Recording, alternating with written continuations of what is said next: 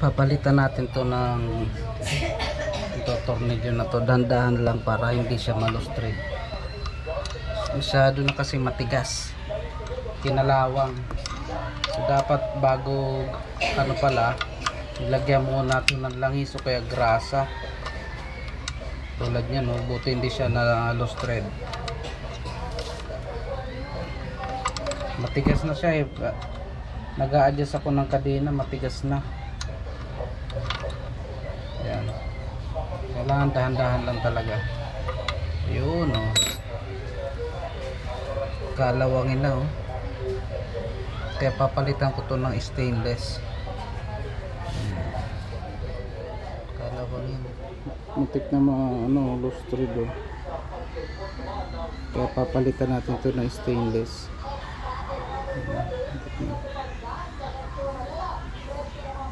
Kinakalawang ang pangit. Doon sa kabila kinalawang, kaya medyo mahirap na siyang ikutin dito, i-adjust. Kaya papalitan natin ng stainless.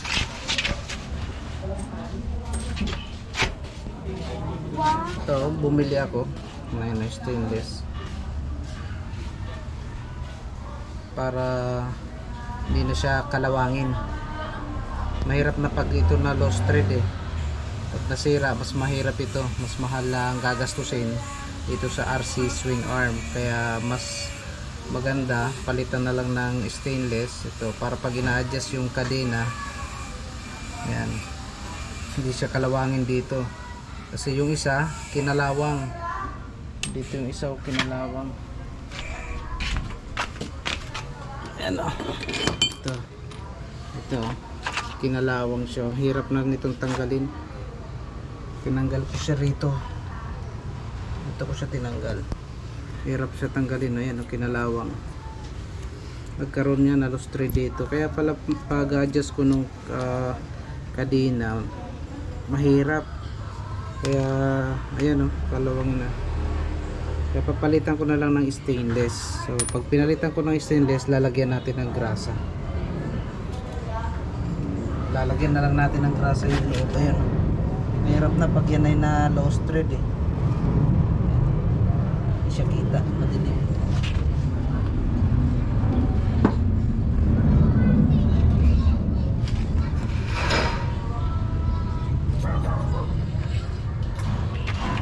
Luwagan natin.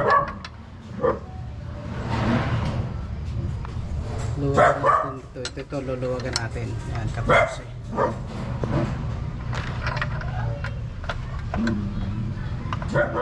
Ngayon tatanggalin na natin. Tanggalin natin ito. Gamit tayo nitong pang pang tawag nito sa amin, pang ponsol eh.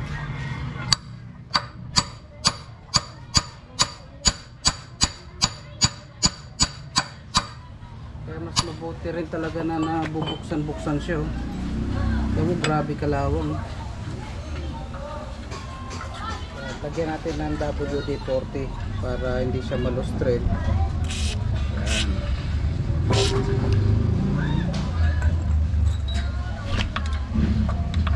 Tapos dahan-dahan lang lagi pag-ikot. Mas mabuti na sigurado.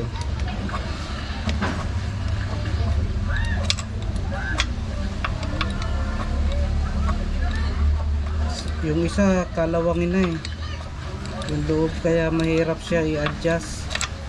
Kinalawang na yung loob. Pag pinabayaan yun, pag kinalawang, mas mahirap ayusin itong itong swing arm, mas mahal. Ayun, oh, ito mas madali-dali siya kasi wala pa siyang kalawang. Ayun, oh, tanggal na. Okay, tapos bugahan natin to.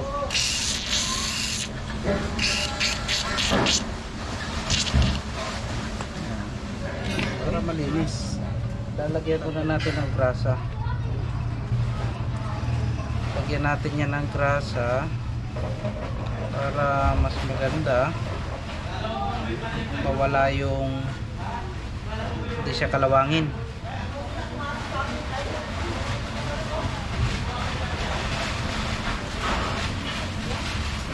Okay. Malakas yung hangin ngayon ah.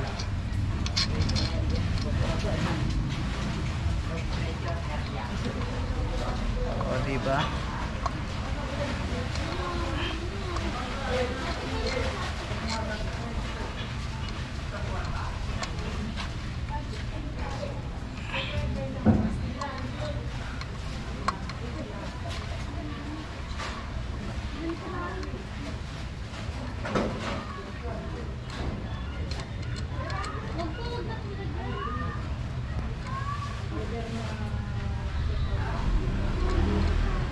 Ayan.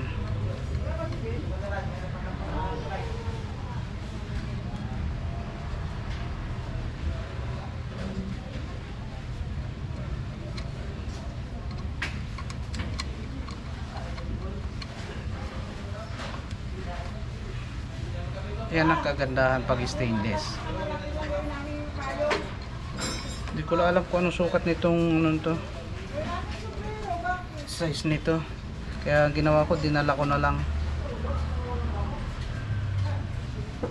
So ito naman kabila. Wala siyang plans na ano. Wala siyang plans, wala akong nakuha, isa lang 'yun. Kaya ito na lang. Papalitan ko na lang siya pag nakabili uli ako. Kaya ang gagawin ko, dito ko na lang siya sa may malapit tanggalin. Para pag tinanggal ko, nasa bungad lang. Hindi na siya mas mahirap pang tanggalin. Okay.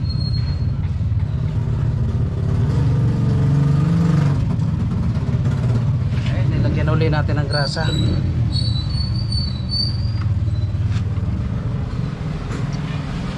Dito kanina yung mahirap tanggalin kasi kinalawang na yung loob.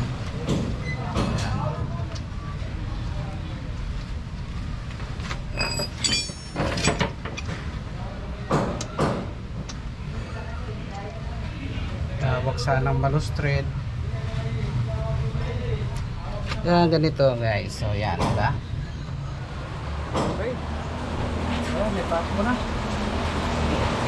May pasok ko ng axle. So, yun, may pasok na. Ipita na muna natin. So, higpit natin dito. Huwag na muna hindi ko muna masyadong higpitan. Una kong higpitan na ito. Sa caliper. Ito. Yan. Hindi muna kong higpitan. Yan na. Dapat ng gulong 150, 60 by 17. Okay. Ganda na oh. Mas maganda siyang tingnan.